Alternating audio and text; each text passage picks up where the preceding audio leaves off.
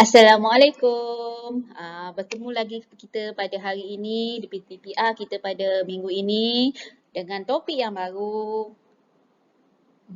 Bukan topik baru, tapi subtopik yang baru iaitu masih dalam unit 3 lagi iaitu unit haiwan. Iaitu apa pada minggu lepas, kalau ingat balik minggu lepas kita belajar tentang apa? Okey, minggu lepas kita belajar tentang rantai makanan. So kita buat ulang gaji sikit. Okey, rantai makanan. Apa itu rantai makanan? Hubungan di antara makanan, antara hidupan dalam satu habitat. Kena ingat ni. Okey. Kemudian anak panah ni mewakili dimakan oleh. Okey. Kemudian dalam satu rantai makanan mesti dimulai dengan tumbuhan yang di mana tumbuhan ini adalah pengeluar. Di mana pengeluar ni adalah hidupan yang dapat menghasilkan makanannya sendiri melalui proses fotosintesis. Of course lah, tumbuh-tumbuhan. Kemudian diikuti oleh pengguna. Okey, pengguna ialah apa dia?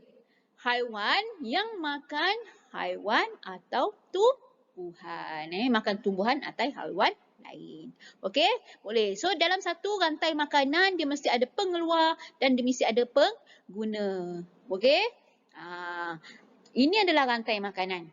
Okey, seterusnya. Minggu ini kita akan belajar satu subtopik yang baru iaitu apa dia? Siratan. Apa dia? Siratan makanan. Siratan makanan. Apa dia siratan makanan ni? Okey, sebelum ni dah belajar tentang rantai makanan di satu rantaian. Tetapi siratan makanan dia ada banyak, dia ada gabungan. Gabungan beberapa rantai makanan dalam satu habitat. Apa dia siratan makanan ni? Gabungan beberapa rantai makanan dalam satu habitat. Okey. Boleh? Bermaksud kat sini, dalam satu rantai makanan ni dia ada banyak. Dia bukan satu je, dia ada dua, mungkin 3, mungkin 4 rantai makanan. Dia bukan satu. Dia mesti lebih daripada 2 rantai makanan. Okey? Boleh? Okey, itu maksud siratan makanan. Okey? Sama juga macam rantai makanan, siratan makanan juga ada pengeluar. Dan dia juga ada pengguna. Okey, kena faham ni. Pengeluar mesti ada dan juga pengguna. Okey, mari kita bina siratan makanan. Ingat tak minggu lepas daripada gambar ini kita bina rantai makanan. Dekat sini ada padi kan, ada burung pipit, kemudian ada ular, ada tikus, ada helang. Okey. Ini kita panggil sebagai hidupan. Hidupan dia ada pengeluar, dia ada pengguna di dalam satu habitat. Okey, dekat sini bagaimana kita nak bina siratan makanan? Okey, jom pergi slide ke seterusnya. Tapi kena ingat sebelum bina rantai makanan, kita kena senaraikan dulu. Sebelum kita bina siratan makanan, kita kena senaraikan dulu rantai makanan.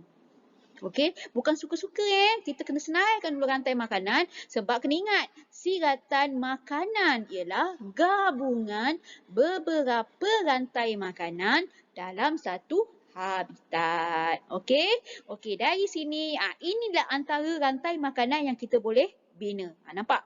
Padi dimakan oleh burung pipit.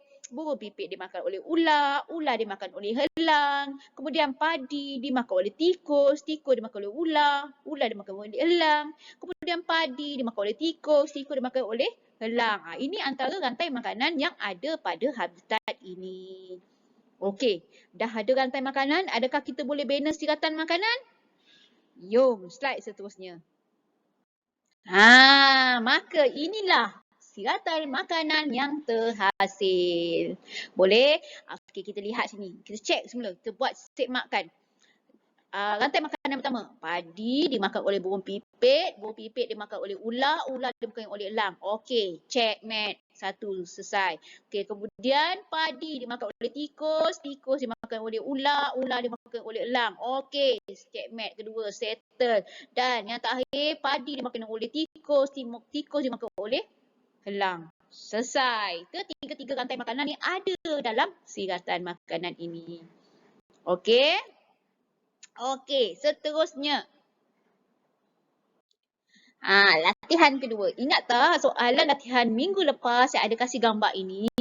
Okey, dalam gambar ini saya minta kamu cari rantai makanan yang boleh terbentuk daripada ini. Ingat tak? Okey, kita buat latihan kedua untuk mencari siratan makanan. Yang pertama sekali yang perlu kamu buat apabila kamu diberi gambar macam ini, kalau ada soalan, dia bagi gambar macam ini dalam satu habitat, pertama sekali kenal pasti pengguna dan pengeluar dahulu. Tolong kenal pasti. Dekat sini kita boleh nampak, oh sawah padi. Jadi kemungkinan pengeluar dia apa? Padi. Bulatkanlah. Ini saya bulatkan antara hidupan yang saya nak benakan siratan makanan dia. Okey, rantai makanan dia. Boleh? Daripada rantai makanan kita akan bina satu siratan makanan. Okey? Okey, langkah pertama tadi bulatkan dulu. Bulatkan mana satu pengeluar dan pengguna. So, semua sekali hidupan yang ada itu kamu bulatkan. Okey, yang pertama. Okey, langkah yang kedua. Okey, langkah kedua, inilah rantai makanan yang terhasil. Padi dimakan oleh tikus, tikus dimakan oleh ular, ular dimakan oleh elang. Kemudian padi dimakan oleh burung pipit dimakan oleh ular, ular dimakan oleh elang. Padi dimakan oleh belalang, belalang dimakan oleh burung pipit dimakan oleh elang.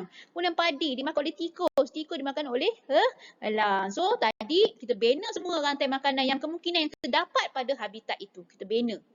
Okey, berdasarkan pengeluar dan pengguna. Kena ingat, permulaan rantai makanan mestilah apa tadi sebelum saya ni ajar yang ni apa? Rantai makanan minggu lepas kita belajar, mesti mula dengan pengeluar. Pengeluar tu siapa? Hidupan yang boleh menghasilkan makanannya sendiri melalui proses fotosintesis, iaitu tumbuhan. Barulah diikuti dengan haiwan yang makan tumbuhan dan haiwan lain. Okey, boleh? Itu langkah kedua.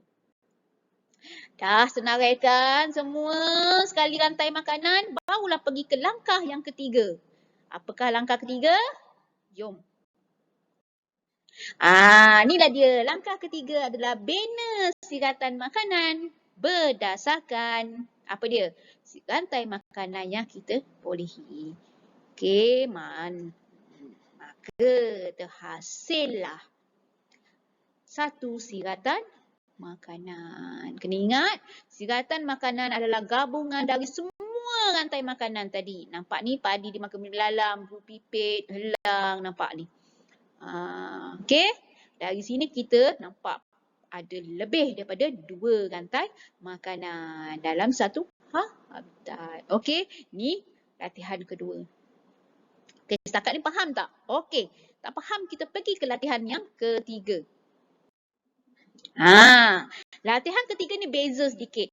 Dia dah kasih siratan makanan. Kalau soalan keluar macam ni macam mana? Dia dah kasih siratan makanan ni. Macam mana kita nak jawab soalan macam ni? Okey, ini cara dia pertama. Langkah pertama, kenal pasti dulu pengeluar dan pengguna. Kenal pasti, pengeluar dia tumbuhan. Pengguna dia anak-anak, katak, kumbang, ular, burung. Tu langkah pertama. Okey. Okey, kemudian langkah kedua, senaraikan semua rantai makanan yang terdapat di dalam siratan makanan ini. Okey? Senaraikan semua. Kena ambil kira ni. Ni. Maksudnya dimakan. Maksudnya semua anak panah ni kena ambil kira. Okey? Itu langkah kedua. Boleh? Okey. Kita pergi ke slide seterusnya. Langkah kedua lagi. Inilah dia hasil-hasil rantai makanan yang kita boleh dapat daripada siratan makanan yang ditunjukkan tadi. Banyak kan nampak ni?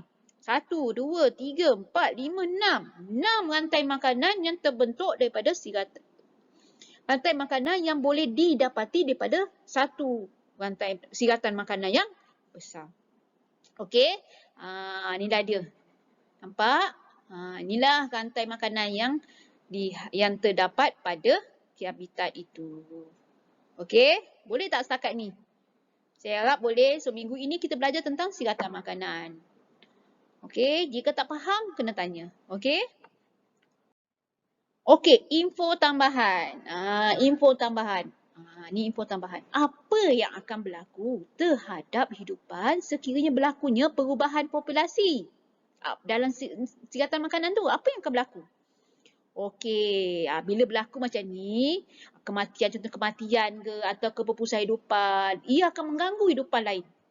Betul tak? Maka hubungan makanan tu antara hidupan dan makanan tu terjejas tau.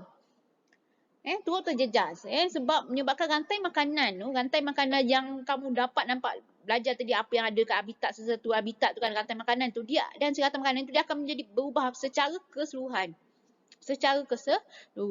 Jadi apa yang berlaku? Hidupan akan mencari makanan di habitat yang lain dan atau berpindah ke tempat lain untuk memastikan kemandian spesiesnya. Okey? Kena faham tu. Okey? Saya rasa saya dah ajar siratan makanan.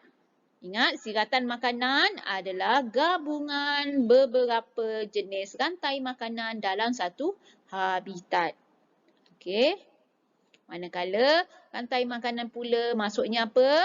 Hubungan makanan dan hidupan dalam satu habitat. Itu berkaitan dengan siratan makanan dan rantai makanan. Itu saja untuk minggu ini. Kita akan jumpa kepada PDPR kita yang seterusnya. Jika ada sebarang masalah, boleh hubungi saya. Saya cuba bantu mana yang saya mampu. Okey? Jumpa lagi. Bye. Assalamualaikum.